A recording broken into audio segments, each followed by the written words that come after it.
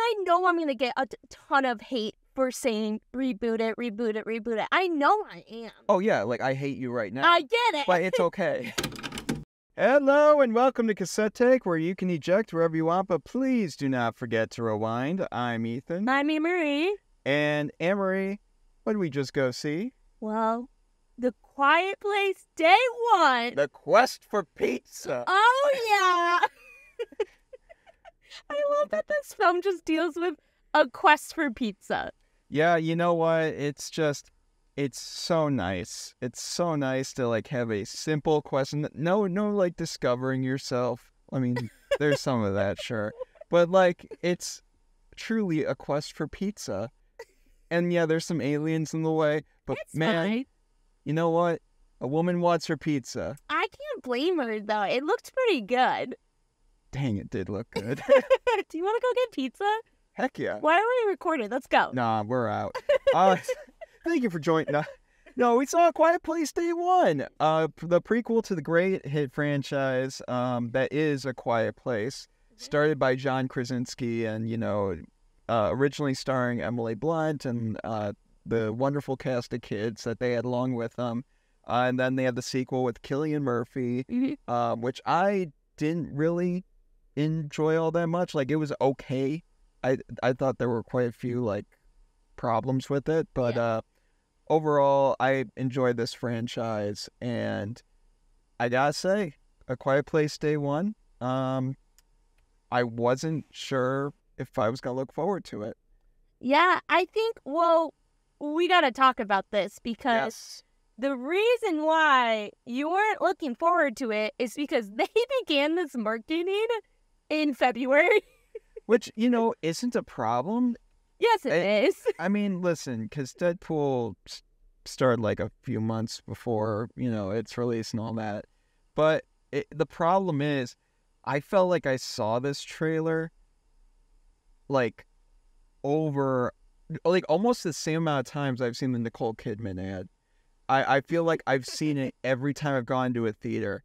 And when Annmarie, like, said that they only, like, the first trailer released, only 4 months ago, I'm like, I do not believe you.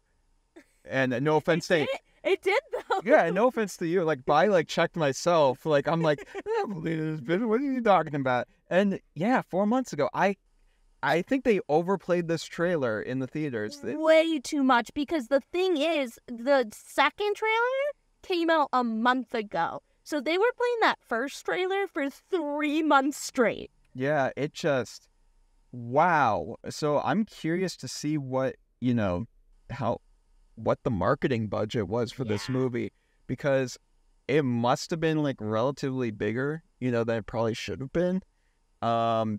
I don't know. But anyway, I felt like going into this movie, I had already seen it because of all the trailers I've seen, like, constantly thrown into my face, whether it be on my phone, like going to the movie theater. It just felt like I had seen the movie already. And I don't know, I just wasn't as excited as I was when I first saw the trailer 4 months ago. And these movies are super short too. Like, this movie was like an hour 39, but with credits, I think it was a lot shorter than the first and second one. So how much can you squeeze into a trailer? Right, exactly. And honestly, I think the movie kind of falters in some points, like, because of that.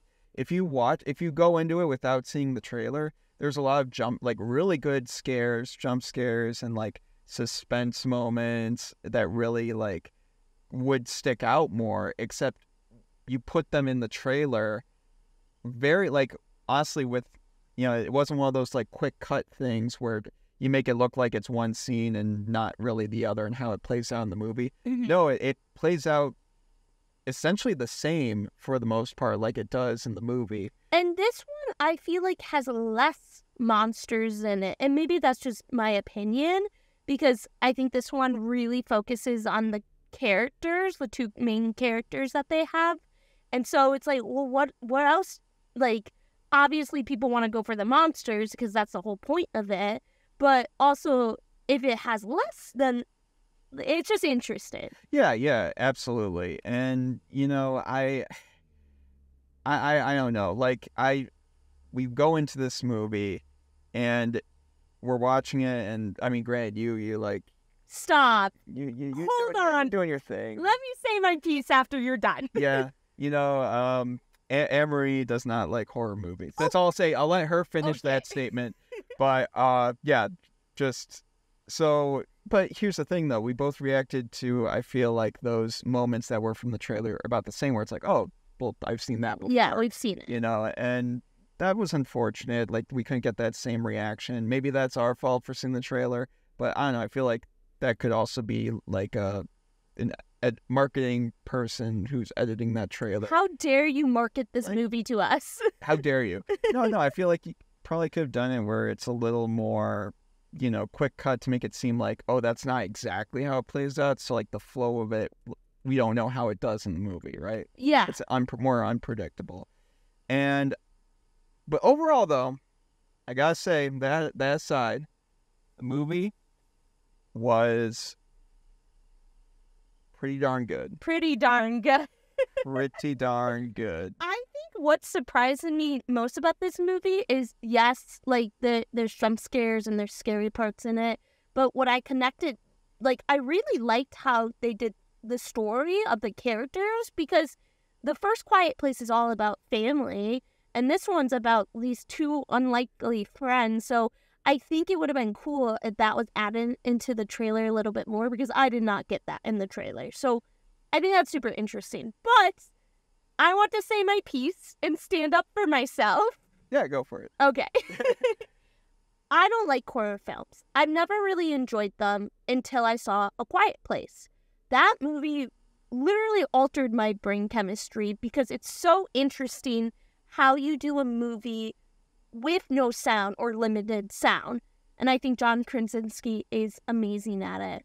And so going into this film, I knew I was going to be scared, but overall, it's a film that I'm okay being scared at.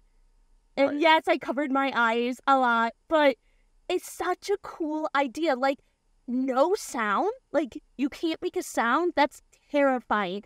And as someone who works in the city, it scared me even more. Yeah, I mean, it really does a good job of still playing into that idea and keeping, for the most part, the logic the same. That the first movie established and the second one still kind of played on. And this one, it keeps it consistent, and I like that. Consistent lore. And, they do a great job.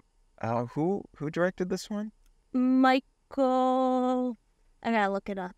But it's a really good cast too. I know in this we always give credit to an actor or actress every single time, but I gotta give credit to Lupita Nyong'o. Every movie she's in, I just know it's gonna be a win or it's gonna be good, because she's that kind of actress. I love her in 12 Years a Slave. I love her in Black Panther. I think she's absolutely incredible. Congrats on your Oscar. I know you won it a while ago, but I'm still proud of you. I think she's absolutely incredible in this movie, and I'm so glad they added her to the franchise. Michael Sarnowski, by the way. Perfect. Michael Sarnowski. Great job by Michael. And yeah, absolutely with Lupita, like, she was wonderful.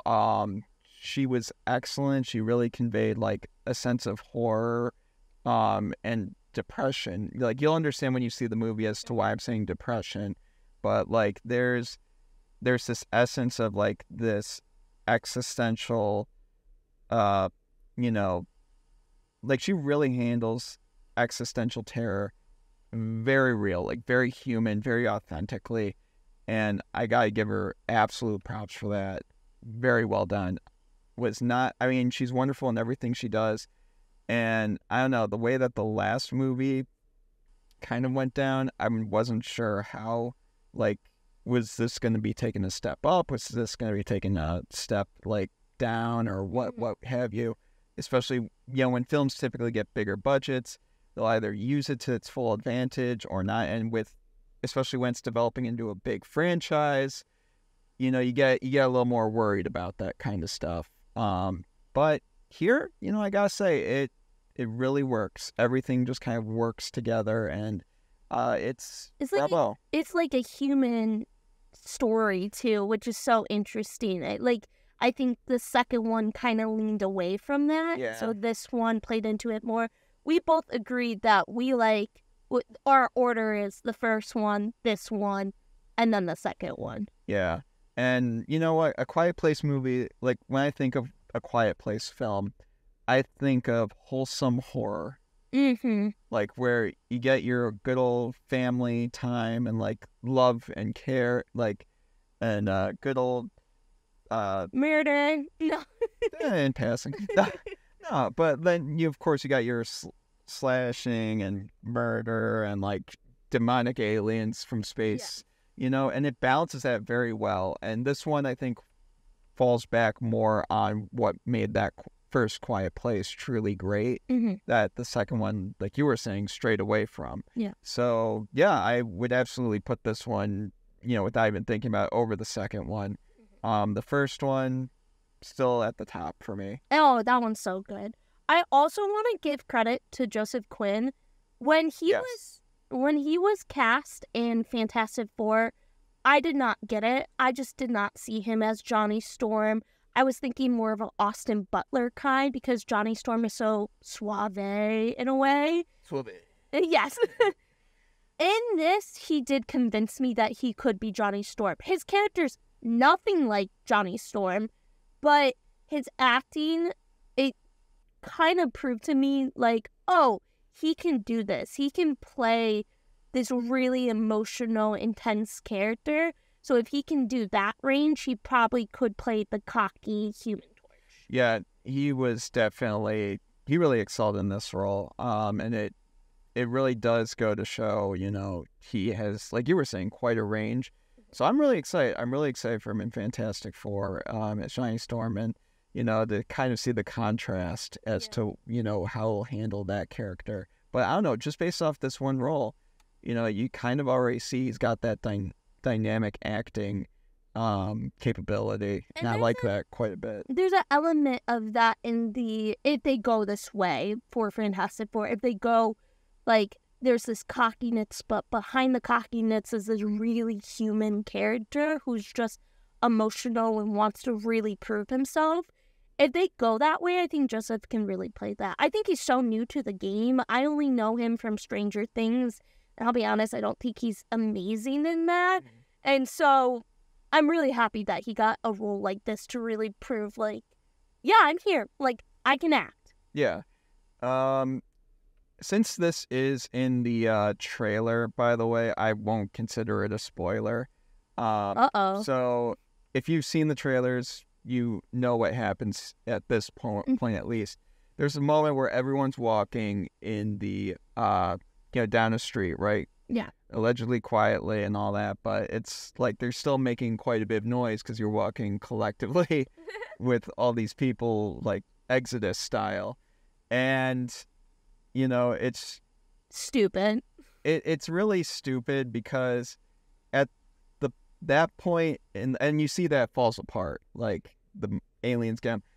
The context in the movie, like it makes it even worse because it's like they kind of already know at that point that it's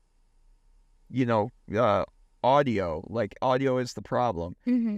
Talking, noise, like they know at that point that that's the problem, and they still go ahead and follow this evacuation route that is obviously causing a lot of collective noise, and then everything goes to shit. And it's like, I could have told you that. Like, you already knew that. You figured it out already. That was established. So, and, I was talking about this with Annmarie in the theater, that there's this idea of bad writing versus, stupid character choices. Yeah.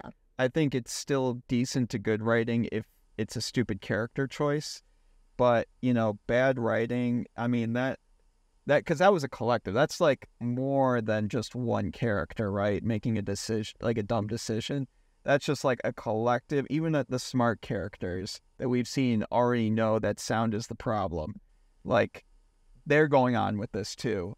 And I don't know, that moment a little bit kind of took me out of it. But everything else I would have to say, great job on. I can't think of too many other flaws other than the trailer giving away certain scares that could have been done better, like if they didn't, or and then this moment, like with the mass exodus attempt. Well, I think that also, your theory of bad writing, stupid characters could play into the ending too, because a lot of people don't like the ending of this or have talked about it was a disappointing ending for them.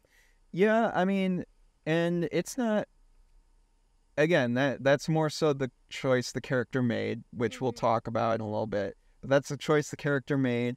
Whether you like it or not, that's up to you. I mean, that's completely subjective. All film and TV subjective, mainly because all characters are subjective, you know. So, I mean, we'll see what y'all think. But before we get into any spoilers here, Annmarie, how many pizzas? Ooh. How many apocalyptic pizzas would you give this movie? Okay, so in my head, the first one I haven't seen in a couple of years, but that one is so close to perfect for me. It has to be a 9 for that one. And then the second one is obviously lower. So this one's gotta be at an 8. I really, really enjoyed Joseph, Lupita. I think it's so interesting that you can make a film that's about aliens, but broken down. It's just a human element story. And it made me feel like I was sad at the end. And if you can do that, I give you props for it. So I really enjoyed this movie. I hope it does well. We'll see. Wholesome horror. We love our wholesome horror. Jimmy, can you pass the definitely cranberry sauce and not your grandmother's guts? Thank you. No, I would have to say, I would give it a 7 or 8 out of 10. I'm going back and forth. I mean, the second one I gave like a 6 out of 10. Mm-hmm. The first one, 10 out of 10. I really enjoyed it. I think it's near perfect. Yeah. So this one, I'm probably leaning more towards an 8. 8 apocalyptic pizzas. Maybe we put on a little pepperoni. But you know, yeah, you know, we'll go with 8. 8 apocalyptic pizzas out of 10. There you go. Yeah. But hey, you know, we're gonna get into spoilers here, guys. But before we do, if you haven't seen the movie yet, let us know your thoughts on are you excited to see this movie? Are you like me where you weren't sure because based off the trailers, you know, you were like, I feel like I've seen this movie already. I mean, hey, whatever you're thinking, let us know in those comments down below and your takes on our tapes. Here we go. Spoiler time. Wow, I can't believe that cat didn't meow once. Yeah, not a single meow by Frodo, which, by the way, awesome name for a cat. So cute. I don't think there's much to spoil. Eric, Joseph Quinn's character, gets off the island, or New York, I should say. Yeah.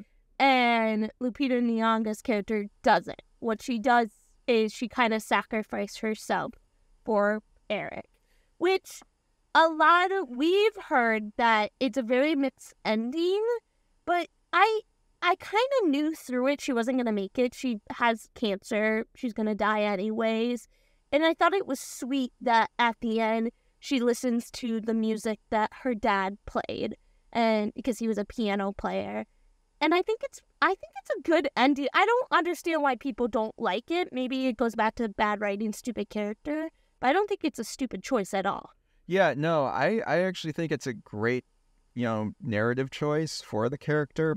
I mean, she's basically at this point where she knows she's dying. Mm-hmm. No matter what she does, no matter what life she goes on to lead, she's dying. She knows that she has cancer. And, you know, through this journey that she goes on, she does realize that there is some hope in the world and some lives worth saving. And in order to do that, she needs to keep living. And so she was able to live her life to the fullest point where she needed to make the ultimate sacrifice of her own life and put meaning to it and sacrifice it for someone else, including Frodo. Oh, so cute. And yeah, the one thing, though, that I felt could have been done and it would have had much more of an emotional impact, maybe it would have been cheesier for some of y'all, but personally, at the end, where they are leaving her father's like former place of, the play his jazz band and all that she kept talking about throughout the movie. And the reason why she was getting pizza in the first place. She does this whole, like, they go out, like, and she sacrifices herself. And then, like, she doesn't, like, sacrifice herself to, like, where she dies as a result. No, she continues to live on. So then she essentially kills herself by, playing music from her iPod or, like, a speaker. Unplugging her headphones. Unplugging the headphones and playing it, like, loudly. And obviously there's a alien that comes down like, oh, I'm gonna kill you. Yeah. But the way that I feel like they could have done, again, this is more so an opinion thing. Yeah.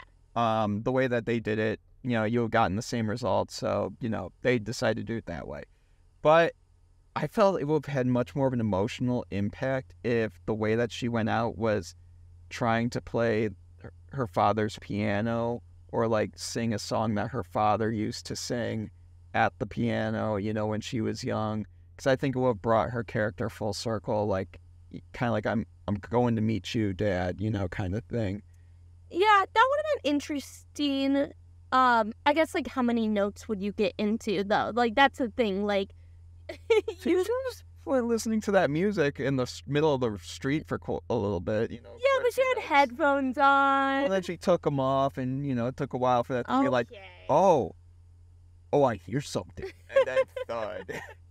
I guess so. Okay, you're right. But, again, that's a subjective thing. That's an Ethan thing. Yeah. So...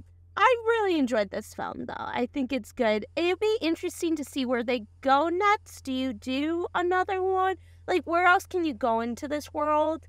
So I just don't want them to really wear this out. Like, it's really special to me. So if you don't have a story to tell, don't tell it, basically. Right. And I feel like they're slowly trying to unveil, like, how the aliens work and all that. Like, they kind of saw in this movie more of, like, their, was that breeding? Like, were they opening eggs, or was that, like, their own food? They were like nesting. a farm? Yeah, like, it was, like, a nest, but the thing that they opened, I thought that was, like, yeah, at first I thought it was, like, oh, are they just eating some of, like, the, remnants of what comes off of, like, a baby when it emerges, and then, but then there was nothing that came out of that, egg or whatever, and I'm like, oh, okay, so I guess they're just eating. I guess, like, what would it do to tell us where they come from? Like, what would it do? Well, I mean, not necessarily a where did they come from, but just, like, how do they work kind of thing. Yeah, I guess, like, to me, I like the mystery behind it.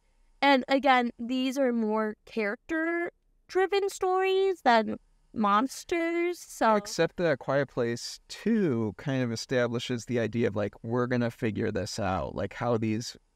creatures work, and we're gonna take them down. Yeah. So we have to see how that all pans out. But I don't know. It's difficult to see because now you got this prequel being the latest movie. So are you going to continue on and have the characters meet, like, establish this universe of, like, where these prequel characters that did survive meet up with the characters that we left off at with A Quiet Place Part 2? Yeah. Like, I don't know. There's a few different routes you could go down, but make sure you're very quiet about it. Just if you have a story, write a story. If you don't do it. Yes. So, but anyway, hey, those are our thoughts on A Quiet Place Day 1, the long-awaited prequel. Have you guys gone to see it? By the time that this podcast releases, you may have not, waiting for the weekend, who knows?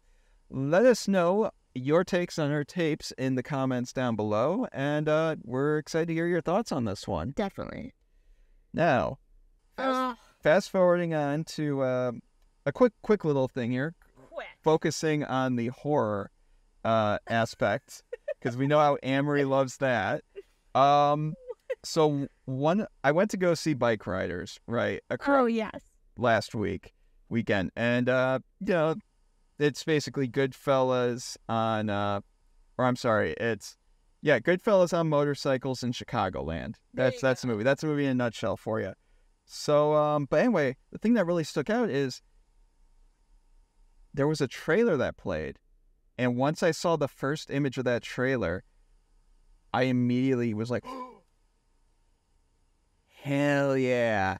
And I got so excited because this trailer had not been released online until Monday, the Monday after that weekend. Which is how it should be. Honestly, let's normalize that. I love that. But the trailer in question is Nosferatu, which all of y'all have seen by now. Or if you haven't, go ahead and look up that trailer. It is phenomenal. We saw it again in this... we saw it again in A Quiet Place Day 1. And Annmarie finally got to see it. It was terrifying. It was terrifying in all the best ways. And I love it. I love Robert Eggers. And if you've seen our most anticipated list, you know that this was on my list for most anticipated movie of 2024. One of them, not the most, but it was high up there. And man, Robert Eggers getting Nosferatu. This trailer had everything except for Nosferatu, which I love. So therefore, it had everything that the trailer needed. It's an interesting trailer. I'm interested to see what happens. When you said this was like on your top 10, I think most anticipated, I was kind of shocked, but we'll see. Yeah, Robert, ever since The Northman, man, I've been sure, because I loved The Lighthouse. But I wasn't sure if that was a one-hit kind of thing, because The Witch, I'm like, oh, that's good. I liked it. The Lighthouse, I really enjoyed. Then you had The Northman, where I'm like, oh, that movie is probably just short of a masterpiece. Yeah. And this one, I mean, everything's lined up for it. The stars are aligning for it. The coffins are lining up for it. Man, I'm excited. But I know... So, hey, guys, I want to get all y'all thoughts on Nosferatu, the trailer. Are you guys excited for this one? Because I'm not hearing too much talk about it, so I want to hear your thoughts on your takes on our tapes and this trailer in the comments down below. There you go. So, fast forwarding on to another trailer. Horror? No. No. Unless you consider the Uncanny Valley horror. No, there was another trailer, a little more on the wholesome side, and it is a new Robert Zemeckis film. Mm-hmm. Yeah. Which we all know Zemeckis. He loves to do one of two things when it comes to his movies. Either take some new innovative film tech and no matter where it's at in its stages of life and growing, he's like, hey, we're going to use it. We're going to use it to, wherever it's at. And then the second thing being traveling through time. Yes. And this had both. This had both. It's the love child of Robert Zemeckis' loves. And, yeah, we're talking about the trailer for Here. I believe it's called just Here, right? Yeah, just Here. Yeah, Here. It's not called just Here. Just, it's Here. Just called, quote, Here, end quote. This movie I have a hot take on. I watched the trailer, and the first thing I thought of was over the past few years, we have had films that have done something significant. Boyhood took 14, 15 years to film. 1979 was one shot the whole movie. 1917. 1917 was one shot or almost one shot the whole movie. And now we have this. I think this movie will need to rely heavily on its cast and their performances, which I think you're okay. You have Tom Hanks. He's the GOAT. And Robin Wright. Forrest Gump reunion. You will be okay with that. However, I don't think this film will do as well with just normal audience. I think this is going for the Oscar, which is totally fine. Go for the Oscar. Go for the win. But I would be interested to see how well this film does just with casual moviegoers. Because, yes, you and I, super excited. Such a cool idea. Very innovative. But normal people, I don't know if this will really jive with them. Yeah, that was one of my thoughts too. And automatically that kind of puts you at disadvantage. And on top of that, the main thing I thought of is, while the de-aging tech, I don't think is like it's pretty darn good right now, but I don't think it's where it needs to be, where especially while you're focusing, like having the camera in one place the entire movie. And there's no zoom-ins at all. There's nothing. It's just one shot. Yeah, and it seems like they're going to do quite a few close-ups, like, based on where these characters are positioned in the room relative to the camera. And I'm not sure if audiences are going to be comfortable with that, like with this whole uncanny attitude. But again, Robert Zemeckis and this idea of uncanny, he's had it work before.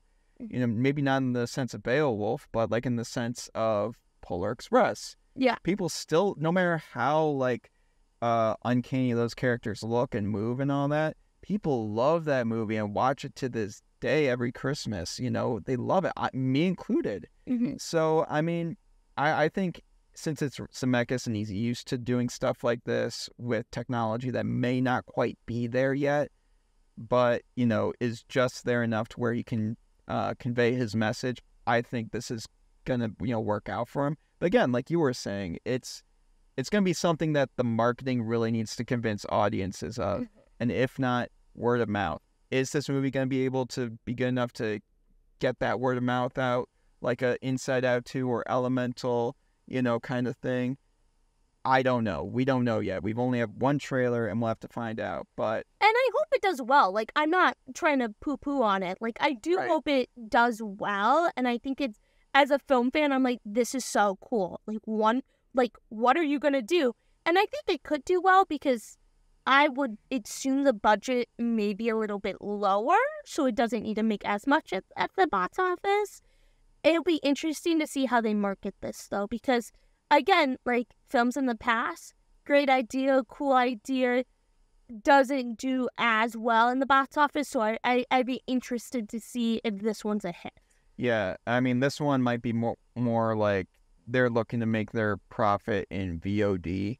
That'd be interesting. Yeah, where it gets to the Oscar season and it's nominated, and then they're like, okay, they're really banking on that, so people, by the time it gets that nomination, people are like, oh, what's this movie? I gotta go check it out if people are considering it for an Oscar. And then, check it out from there. Is it coming out in Oscar season? Is it a little bit later this year, I'm guessing? I do not remember. Let me see. I truly, well, again, Oppenheimer wasn't really Oscar season, and look what happened for it. So I don't think it really matters, but I think this film's gonna shoot for an Oscar, which, fair play, like, you should.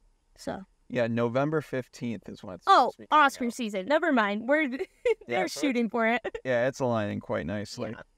But hey, those are our thoughts on Robert Zemeckis' new movie that's coming out with a little Forrest Gump reunion. I love it. Yeah, so cute. Robin Wright and Tom Hanks coming back. Maybe a little de-aged, maybe a little more de-aged for your liking. We don't know. Let us know your takes on our tapes in those comments down below and what you think about Robert Zemeckis' here. And with that down, we're going to fast forward on to one of our favorite things to talk about, and I'm sure you guys are dying to hear our thoughts on. A little franchise that you may have heard of called Star Wars. They're kind of going through a rough patch right now, though. Yeah, they're going through it one way or the other. They're going through it. Okay, so we have talked about the Acolyte many, many times, and a lot of people have, and we agree with a lot of their opinions. So we don't want to, again, shit on this again. Yeah, and here's the thing. What's interesting is I watched episode 5. Annmarie watched episode 5 around the same time I did. She texts me and basically, it's like, oh man, it like gives her opinion. I was like, this sucks. Yeah, to put it mildly. And then I'm like immediately kind of the same mind, like, oh, that was a great, fireworks show. Like, all right, cool, like cool choreography and all that. But I'm like, it's just, there was no narrative purpose really to it. And then I'm just like, you know what? My main problem I've had across all these episodes is that it's structure, right? So then I'm like, you know what? If that's the case, let me try watching these episodes back to back, because both of them were like a half hour long, if not less, and see if it works better as one episode. I did. It absolutely does. And I was willing to like stop talking about the Acolyte. This was probably going to be the episode where I'm like, cool choreography. Let's get Annmarie's take. We're done.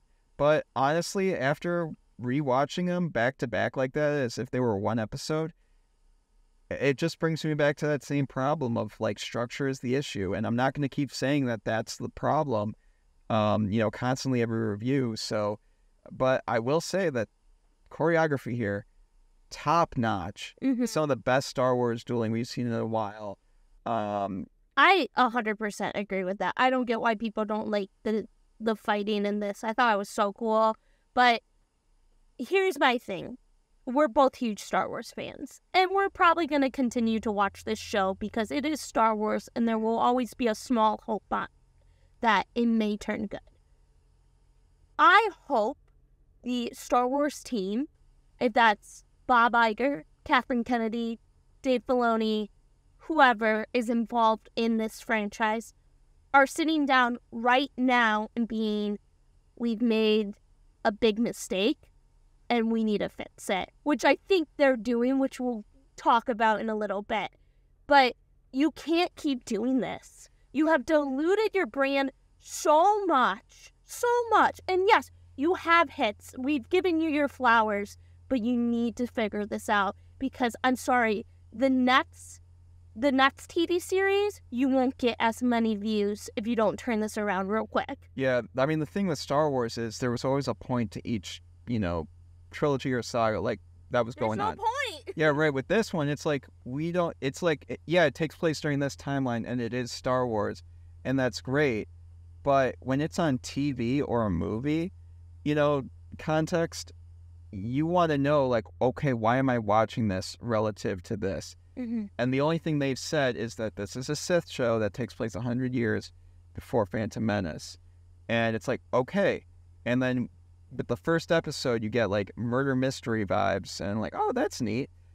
And then they, like, stray away from it. And it's just kind of like a general mystery as to where is this going. Like, and not even in the good way. And it drags on for episodes and episodes, and you gotta wait a week. And this should have been, like you were saying, a TV movie. And no place, that I've seen in this show thus far has stated that more than episode 5, because it shows you could have like a long sequence like this, make it like Mad Max style, right? Like where it's just a constant long sequence that's just action and like some occasional dialogue here and there. And it would be great. But the story is dragging on quite a bit, and I'm like, get to the point. Like, it should be like a beat sheet, like this happens, this happens, this happens, this happens, and I should be able to be like, each beat should want me to look forward to the next. The way that they're running this show, it's like every time they gain a sense of momentum, they pull you away and be like, well, hang on, look at this. Look at this. Look at this. And your attention is just pulled away so often that you can't even remember what happened last week, especially with, again, separating each sequence by a week. You don't really recall everything. I mean, and a good example of this is what happened with May. Where with May, you had this whole, people were like, oh, why'd she change so quickly? Like, to wanting to do the whole Jedi thing of like, I'll turn myself in, my sister will be fine with it, blah, blah, blah. And I honestly thought, especially after rewatching it, they could have done maybe one more scene where they suggest it a little more, but they did enough where I feel like, okay, that's plausible. Would I prefer one more scene in there? Yeah, but it is plausible.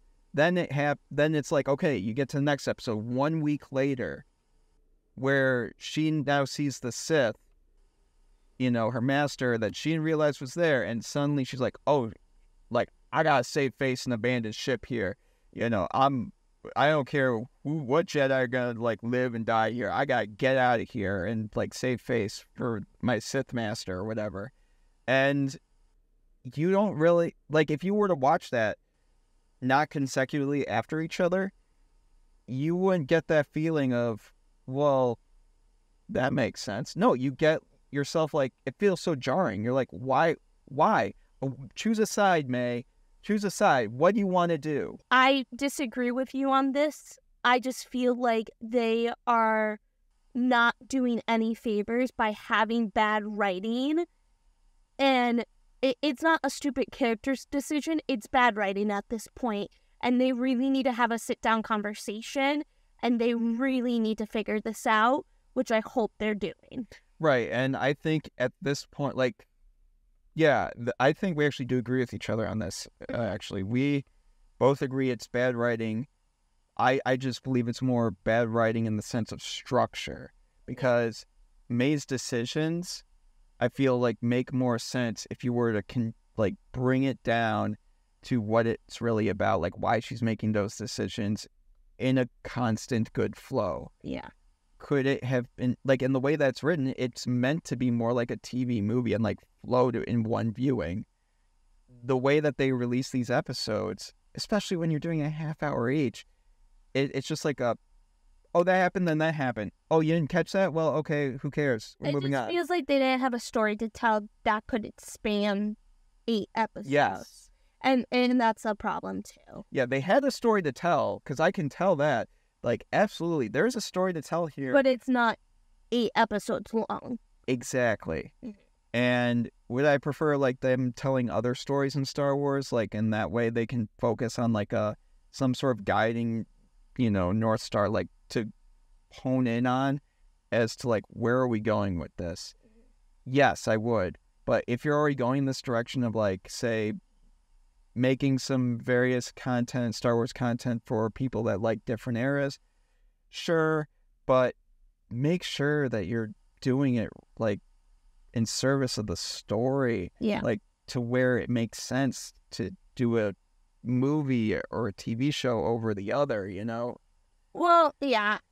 And that kind of leads us into, we just learned about this a couple hours ago, the Rey Skywalker movie might not be happening now. Yeah, according to World of Real, by the way. Which it's not confirmed yet, but to be honest, I can totally see this happening because I really do think they're having a sit-down conversation and wiping everything. Wipe everything. You need to start over at this point.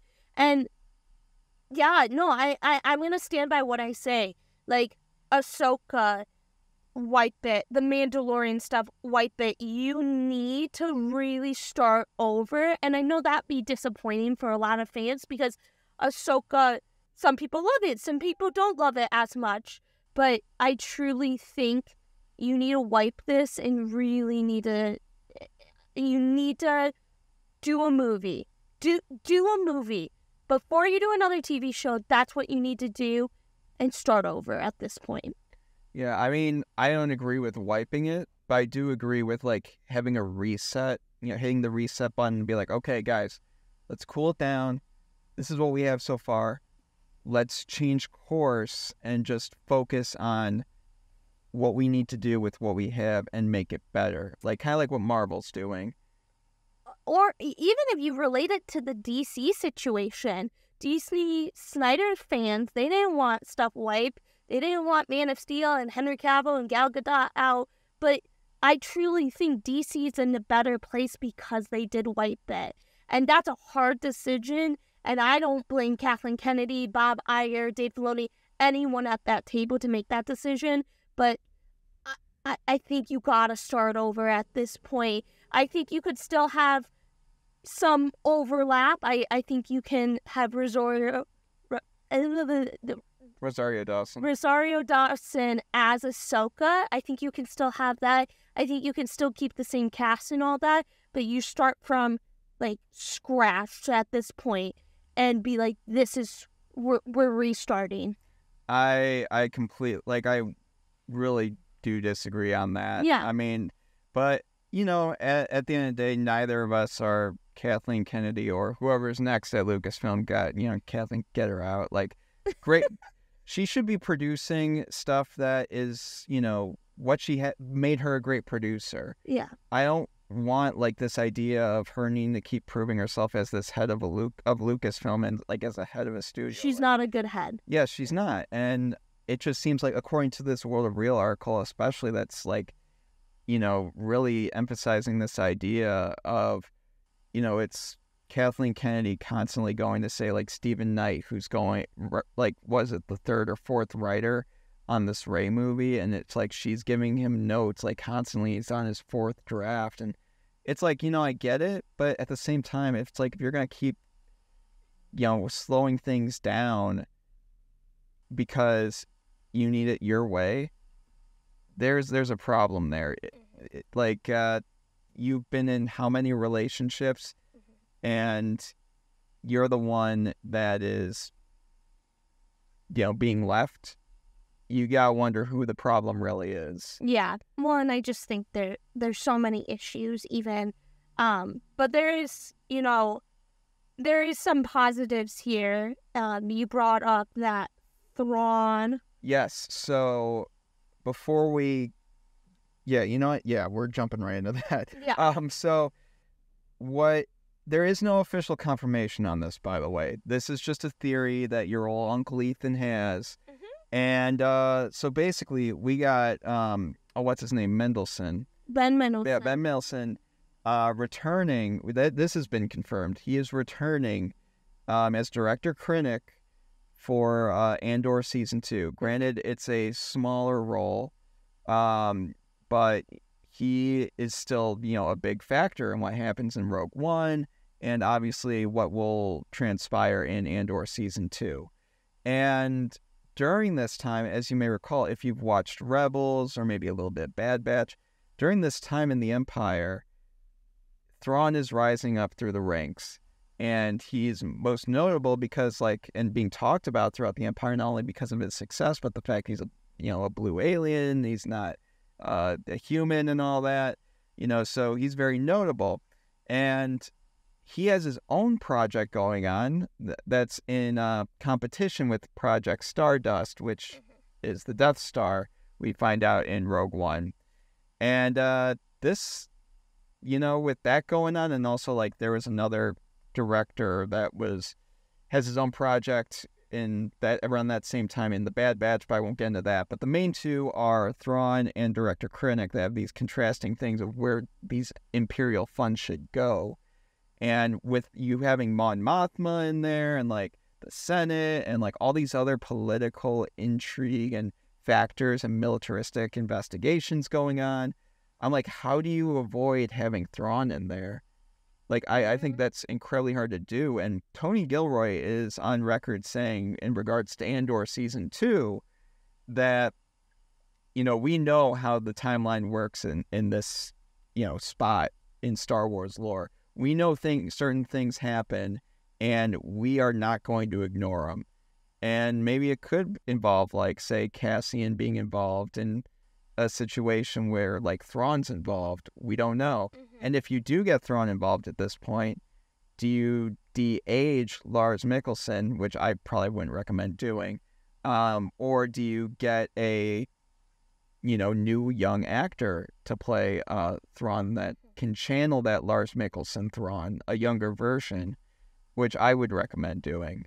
But, I think Ben Mendelsohn being involved in this show really does give me more hope that Thrawn is going to be in it. Not as a cameo per se, but as a meaningful, role to put some, tension on, where Imperial funds should be going and that kind of thing. So I have two sides to this. There's a positive and negative. Yes.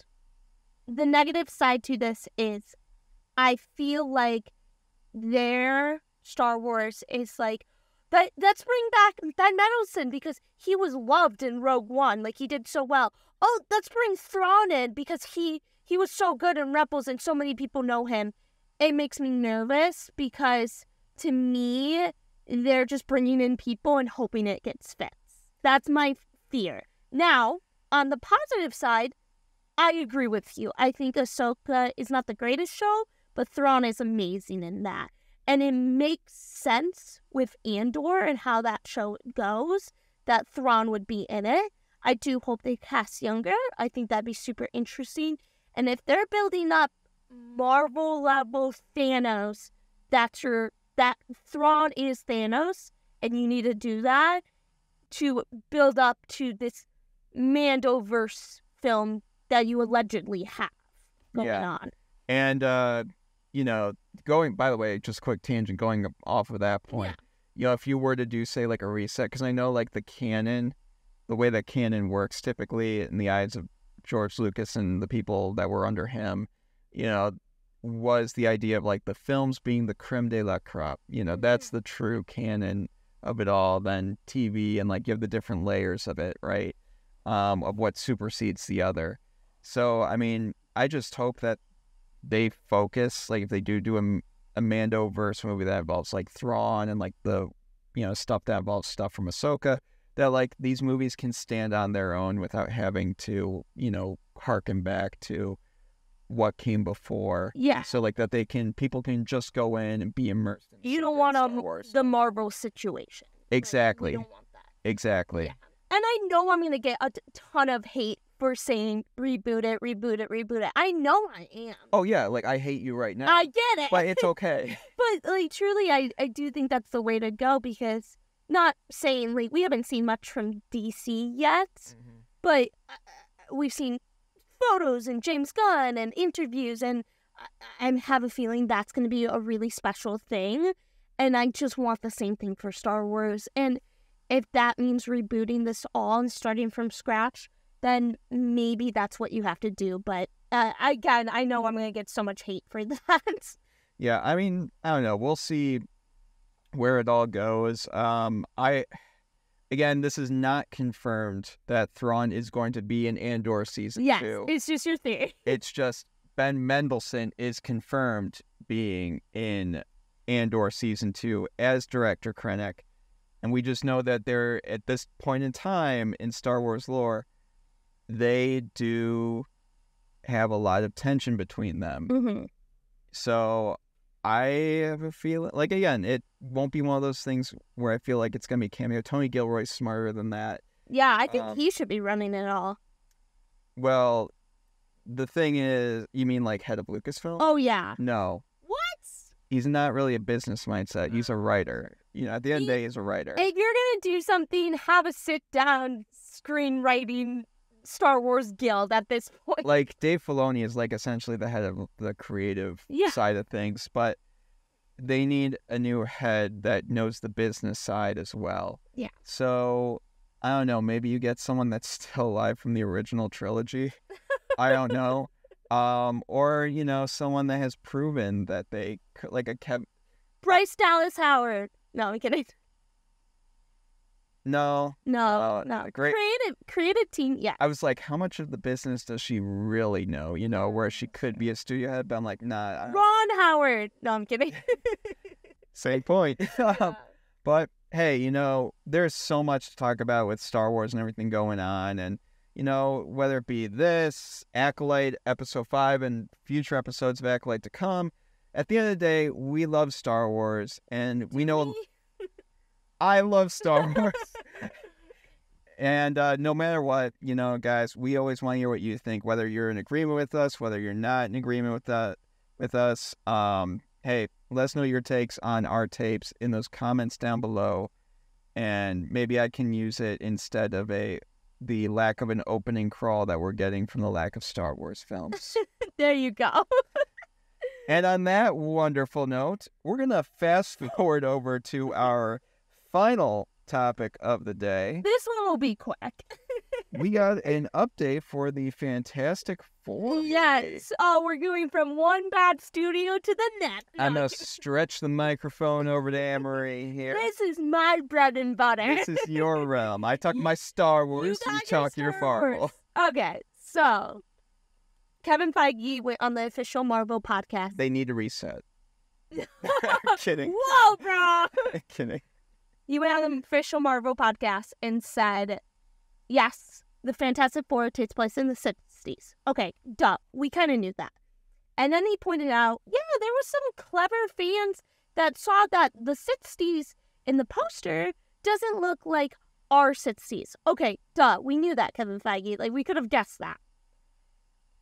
Here's my plead to you, Mr. Feige. Oh, plead. Plead.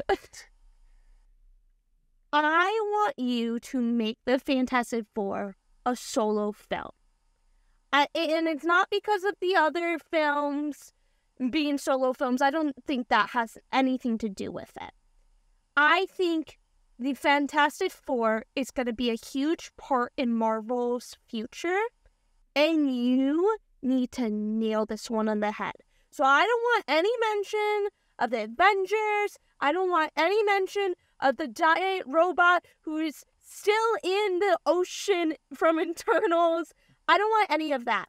I want you to just focus on the Fantastic Four, nail them, and then introduce them in Avengers 5. Because if you're going where I think you're going, Secret Wars, they're going to be very, very important. So you have to nail them down. You know what? I absolutely agree with you on this. Most people would. Yeah, I am indeed most people. No, what I will bring up, though, regarding the Fantastic Four movie, and especially after this news came out, I'm kind of hoping it's going to be almost like a Captain America fish out of water kind of thing, where it's a period piece for the most part, and by the end it transitions into, you know, where we begin with Winter Soldier, where they have to adapt to this, you know, other universe and other, you know, thing. But it's like, again, that would be more of a post-credit scene and all that. But yeah, you know, again, Fantastic Four is known for traversing, you know, the unknown and, you know, worlds beyond, right? And so I think you could really lean into the idea of like how they get there through the end of the plot of this film.